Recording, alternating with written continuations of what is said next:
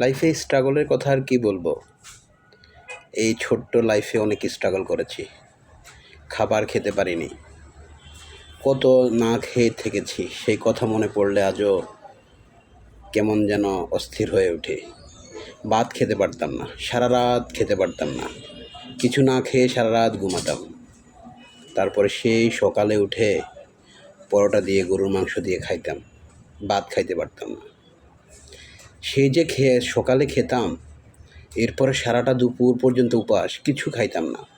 এত পরিমাণে স্ট্রাগল করেছি যে কিছু খেতেই পারতাম না। সেই সকাল থেকে দুপুর পর্যন্ত না খেয়ে থাকতাম।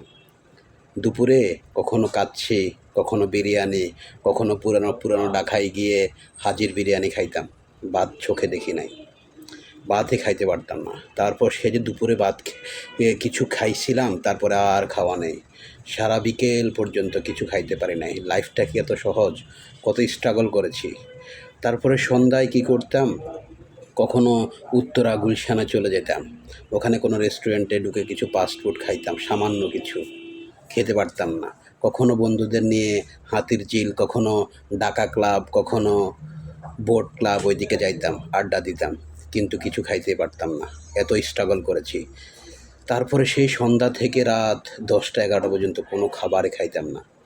ভাত কী জিনিস আমরা দেখি নাই। আমাদের মতো স্ট্রাগল আর কে করেছে?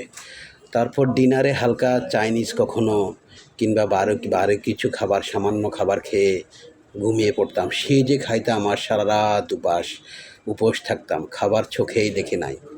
আর আপনারা আজকাল স্ট্রাগল কাকে বলবেন? লাইফে এতটা পরিমাণ স্ট্রাগল করেছি যে খাবার চোখেই দেখি নাই। আজ আমরা, যদি আপনারা সফলতার গল্প বলেন, তাহলে আমি বলবো যে স্ট্রাগল করতে হবে লাইফে আপনাদের। অনেক স্ট্রাগল করার পরে আপনারা সফল হইতে পারবেন। লাইফে অনেক স্ট্রাগল করেছি। ধন্যবাদ।